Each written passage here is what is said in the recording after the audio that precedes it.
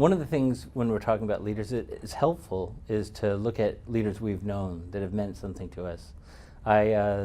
Particularly one particular leader that was a principal of a school where I taught, Mary Hines. And Mary Hines wasn't always the loudest person in the room, but when she spoke, people really listened. And to go into her classroom when she was a teacher was to see a place where students were really fully engaged and knew what they were learning and had a sense of helping each other learn to as well. I used to spend my free times when I could going in to observe her classrooms, and I ended up working with her very closely later on. I remember particularly one moment when we had one particular student who was really struggling. Parents weren't supporting the school, parents weren't supporting the student to come to school, and there had been quite a few really severe behavioral problems. And we were having a meeting about the student, wondering what we could do, what were some of the options to us. And at a certain point, Mary just spoke up and said, it takes one person to follow this kid home, to find out what she's doing on the weekend, to make sure she's doing her homework, to be there when she needs to call someone on the phone and ask her how her day was. One person can make all the difference in this child. And the way she said it, we were all just, our hair was standing on end. I had hair back then. Our hair was standing in and saying, I want to be that person, She was a really tremendous leader. And I'm sure that as I say this, you can think of someone yourself that was that leader for you as well. And I'd like you to just think about that person and think about what would be some of the characteristics, what would be some of the words you'd use to describe that person. It might be something about honesty, it might have been something about being inspiring. What are some of the words that you would use to describe that person? There's often when we do this exercise, we see a number of words come up, but there are certain key themes that emerge time after time after time around what those leadership traits are. When we do this typically in the workshop, we get people to write these down on a Post-it note and put them up on the wall, and then we start to cluster them around and see what are some of the Post-it notes that relate to each other. And sooner or later, there start to be certain emergent themes that come up again and again and again.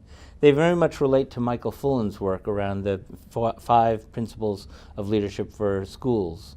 The first one among them is moral purpose, that leaders who have meant something convey something about the moral purpose of what they're trying to accomplish, the sense of why, to use what Simon Sinek describes of this, that there's something about this that is bigger than themselves, that it means something to them, and they are able to inspire that same meaning in others.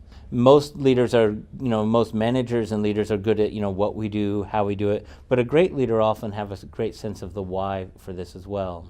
Another thing that a great leader will often be able to offer for the places where they work is that they'll take difficult matters and help make them something that people can act on them. They take the complex and make them practical and simple for people to understand.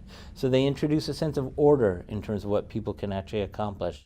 Michael Fullan talks about this as about understanding change and complexity, and understanding too that things are going to be always going to be changing, and this is what a lot of what we've talked about around the learning zone and working with the heat. Another thing that a great leader will do is they will build relationships. That it's what we work with is people. We don't work with things. Leadership is about engaging people in a common task and engaging people in a sense where they lose themselves in that task. So their ability to reach out and get people to trust them, to develop a sense of rapport, but also a sense of credibility and a sense of that people will follow this person because I know that leader has something that they can offer me.